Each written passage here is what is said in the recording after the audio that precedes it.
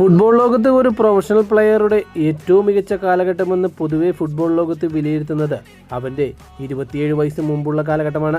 27 വയസ്സിന് ശേഷം ഒരു താരത്തിൻ്റെ ഫിസിക്കൽ സ്ട്രെങ്ത്തിലും അവൻ്റെ കളിമികവിലുമൊക്കെ ചില മാറ്റങ്ങൾ വരുമെന്നാണ് ഫുട്ബോൾ ലോകത്ത് പൊതുവെയുള്ള വിലയിരുത്തലുകൾ. പക്ഷേ ഇതൊന്നും ബാധകമല്ലാത്ത ഒരേ ഒരു താരമേ ഫുട്ബോൾ ലോകത്ത് ഇതുവരെ ജനിച്ചിട്ടുള്ളൂ. അവൻ്റെ പേരാണ് ലയണൽ മെസ്സി. ഏതൊരു ഫുട്ബോൾ താരവും കൊതിക്കുന്ന ബാലൻ ഡി ഓർ എന്ന പുരസ്കാരം ലയണൽ മെസ്സി 8 തവണയാണ് നേടിയിട്ടുള്ളത്.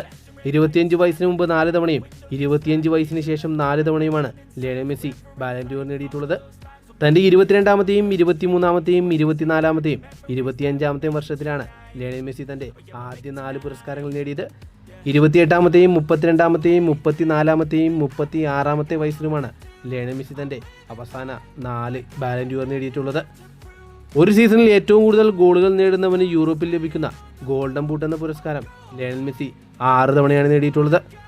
ഇതും 25 വയസ്സിന് മുമ്പ് 3 തവണയും 25 വയസ്സിന് ശേഷം 3 തവണയുമാണ് ലയണൽ മെസ്സി നേടിയിട്ടുള്ളത്. 2009-2010 സീസണിൽ 22 വയസ്സ് പ്രായമുള്ളപ്പോഴാണ് ലയണൽ മെസ്സി ആദ്യമായി ഗോൾഡൻ ബൂട്ട് നേടിയത്. പിന്നീട് 24 വയസ്സുള്ളപ്പോഴും 25 വയസ്സുള്ളപ്പോഴും ലയണൽ മെസ്സി ഈ പുരസ്കാരം നേടി.